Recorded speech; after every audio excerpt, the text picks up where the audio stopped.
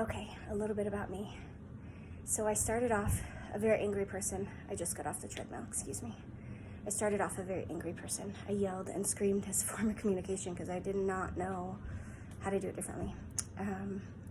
And I belittled my children, and I made them feel like crap, and I made their love feel very, very conditional, the love I feel for them. They were very insecure and unconfident because of the way I treated them. And as much as I could see it in their faces, the hurt and the pain every time, the confusion of why is my mom treating me this way? What did I do wrong?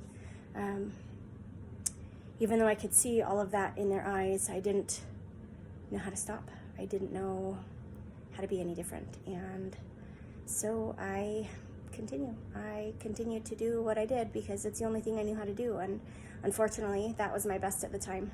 But it has changed immensely. I am not even recognizable as far as that personality goes. I am not that way at all. I very rarely raise my voice. Even less often do I even really get angry. I don't enjoy being angry. I don't avoid being angry because I know that it's part of it, but I don't enjoy it at all. I do, however, love the fact that I've changed. So I healed myself. And it started with asking a lot of questions and failing a million times. But the thing is the way people traditionally think about failing is in this negative context, but failing is not a negative thing.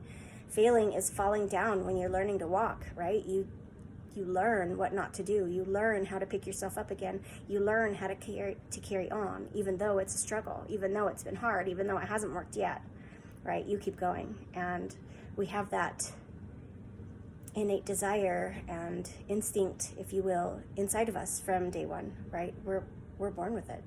And we learn by watching and following and do as others do. And unfortunately, we're learning a lot of all the wrong things to do right now, because at some point you've got to stop following and start leading your own life.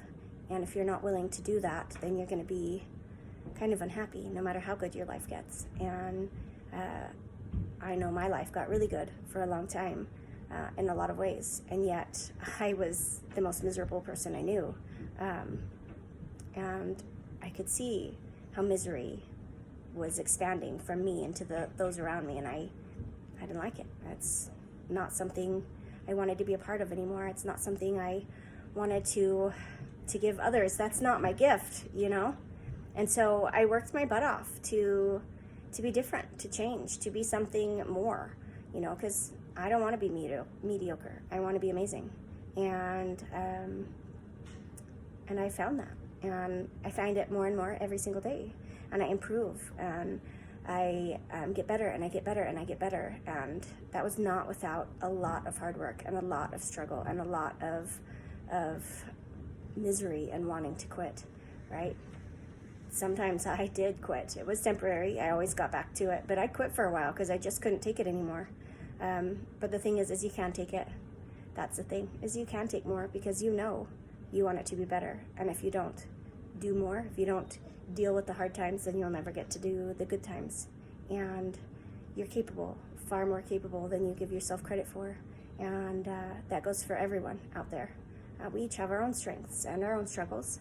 And how you handle them, how you deal with them is everything. And so the one thing that I want to give you, the one key to all of it, to unlock everything, is self-awareness.